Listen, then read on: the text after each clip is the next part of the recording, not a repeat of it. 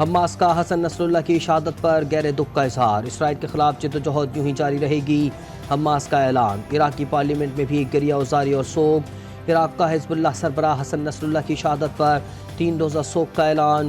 یمن کی مزاحمتی تنظیم انصار اللہ کا بھی حسن نصر اللہ شہادت پر افسوس اور دکھ کا اظہار۔ اپنے بیان میں کہا کہ سید حسن نصر اللہ کی شہادت سے ہمارے قربانی کے جذبے کو تقویت ملے گی، آخری فتح حق کی ہوگی اور اسرائیل کے عارضی وجود کا خاتمہ ہوگا۔ عراق، شام اور یمن میں سرکاری سطح پر 3 روزہ سوگ رہے گا۔ عراق کے عظیم لیڈر سید آیت اللہ علی سیستانی کا حسن نصر اللہ کی شہادت پر گہرے دکھ اور افسوس کا اظہار۔ اپنے ایک بیان میں اسرائیلی حملے کی شدید مذمت کرتے ہوئے کہا، عظیم شہید قائدانہ نمونہ تھے جس کی حالیہ دہائیوں میں مثال نہیں ملتی۔ انہوں نے لبنان کی سرزمین کو آزاد کروا کر اسرائیلی قبضے پر فتح میں نمایاں کردار ادا کیا، عراقیوں کی ہر ممکن مدد کی تاکہ وہ اپنے ملک کو داعش کے دہشت گردوں سے آزاد کروائیں۔ حزب اللہ سربراہ حسن نصر اللہ 31 اگست 1960 کو بیروت کے مضافاتی علاقے برج حمود میں پیدا ہوئے۔ طائر میں ابتدائی تعلیم حاصل کی۔ 1975 میں خانہ جنگی شروع ہوئی تو ان کا پورا خاندان آبائی علاقے بازوری منتقل ہو گیا۔ حسن نصر اللہ نے بیروت کے مضافاتی علاقے بالبک کے مدرسے میں دینی تعلیم حاصل کی۔ حسن نصر اللہ نے 1992 میں قیادت سنبھالی۔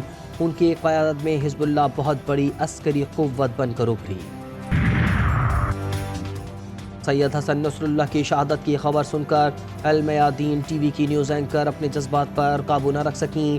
عرب ٹی وی کی نیوز اینکر نے سید حسن نصر اللہ کی شہادت کا اعلان روتے ہوئے کیا۔ حزب اللہ سربراہ حسن نصر اللہ کی شہادت۔ لبنان پر بدترین اسرائیلی حملے میں 5 ٹن وزنی بم بیروت پر گرایا گیا۔ 28 کلومیٹر تک زمین درز گئی، 6 عمارتیں ملیہ میٹ۔ حملے کے بعد آس پاس کے علاقوں کے زیر زمین بنکرز کی فوٹیجز جاری، خوفناک تباہی کے مناظر۔ اسرائیلی فوج کا جنوبی بیروت کے کچھ علاقوں کے رہائشیوں کو انخلا کا حکم۔ حسن نصر اللہ کی جائے شہادت پر لبنانی عوام کا احتجاج، شہید حسن نصر اللہ کے راستے پر چلتے رہنے کے عزم کا اعادہ۔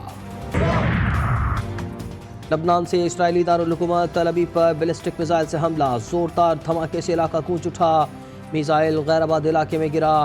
عراق سے گولان کے پہاڑی علاقوں پر ڈرون حملہ، یمنی فوج کا بحیرہ احمر میں امریکی بحریہ کے جنگی جہازوں پر بڑا حملہ۔ یمنی افواج کے ترجمان بریگیڈیئر جنرل یحییٰ ساری نے کہا ہے کہ تازہ حملے میں 3 امریکی ڈسٹرائرز نشانہ بنائے گئے جو کہ اسرائیل کی مدد کے لیے مقبوضہ علاقوں کی جانب بڑھ رہے تھے۔ وزیراعظم شہباز شریف کی لبنان میں ہونے والے واقعات کی مذمت۔ لندن میں میڈیا سے گفتگو میں کہا، بطور وزیراعظم دنیا تک پاکستانی عوام کی آواز پہنچائی، فلسطین کی آزاد ریاست کا فی الفور قیام ضروری ہے۔ کہا کہ معیشت کے لیے اشرافیہ کی قربانیاں دینے کا وقت ہے، ٹیکس بیس بڑھانا ہوگا۔ عام آدمی 70 سال سے قربانیاں دے رہا ہے۔ Army chief general Asim Munir نے معاشی ترقی کے لیے ذاتی کوششیں کی۔ پاکستان تحریک انصاف کا راولپنڈی میں احتجاج ختم، لیاقت باغ کے مقام پر کارکنان کی شدید نعرے بازی، پولیس بھی ان ایکشن، خواتین سمیت متعدد کارکنان کو حراست میں لے لیا۔ چیئرمین تحریک انصاف اور سیکرٹری جنرل بھی گرفتار۔ پولیس نے بیرسٹر گوہر اور سلمان اکرم کو چھوڑ دیا۔ وزیر اعلیٰ خیبر پختونخوا کا قافلہ بھی پنڈی نہ پہنچ سکا۔ علی امین گڈاپور موٹر وے سے واپس روانہ ہو گئے۔ اپنے مختصر خطاب میں بولے کہ یہ حکومت ہمیں آئینی حق نہیں دیتی، آنسو گیس اور پھر فائرنگ کی گئی۔ واپسی کے اعلان پر پی ٹی آئی کارکنوں کا ناپسندیدگی کا اظہار، دھرنا بھی دیا۔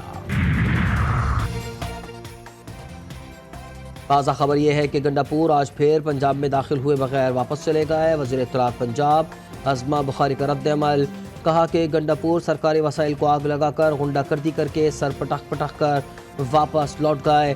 وزیر اعلیٰ پنجاب کو اپنی حکومت کی ریٹ منوانی آتی ہے، بیچارے فساد گروپ والوں کے ساتھ تو موئے موئے ہو گیا۔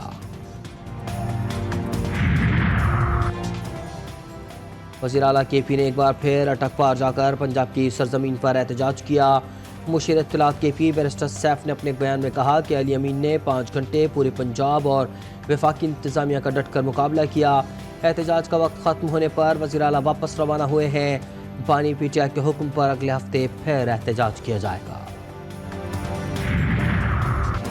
بلوچستان کی ضلع پنجگور میں دہشت گردی کا واقعہ، خدا آبادان میں مسلح افراد نے گھر میں گھس کر گولیاں برسا دیں۔ فائرنگ سے 7 مزدور جاں بحق، 1 زخمی ہو گیا۔ پولیس کے مطابق جاں بحق ہونے والے مزدوروں کا تعلق پنجاب سے ہے۔ شمالی وزیرستان میں ماڑی پیٹرولیم کمپنی کا چارٹرڈ ہیلی کاپٹر گر کر تباہ، حادثے میں 6 افراد جاں بحق، 8 زخمی ہوئے۔ ہیلی کاپٹر شیوا آئل فیلڈ کے قریب اڑان بھرتے ہی تکنیکی فالٹ کی وجہ سے تباہ ہوا۔ ہیلی کاپٹر میں 3 غیر ملکی روسی پائلٹس اور کریو سمیت 14 مسافر سوار تھے۔ پنجاب کے مختلف شہروں میں وقفے سے بارش، گجرانوالہ، سیالکوٹ، ساہیوال اور شیخوپورہ میں بادل جم کر برسے۔ ٹھنڈی تیز ہواؤں سے موسم خوشگوار، گرمی کا زور ٹوٹ گیا۔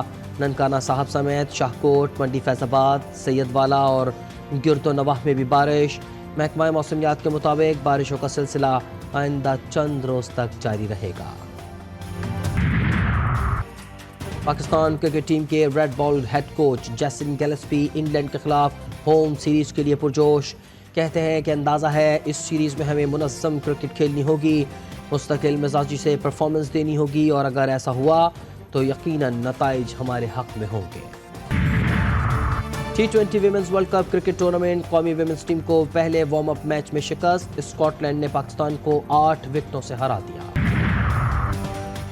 اور آزاد کشمیر کی گنگا چوٹی سیاحوں کے لیے پرکشش، سطح سمندر سے 10,000 فٹ بلندی پر واقع چوٹی سے نظر آنے والے دل فریب مناظر سیاحوں کے قدم روک لیتے ہیں۔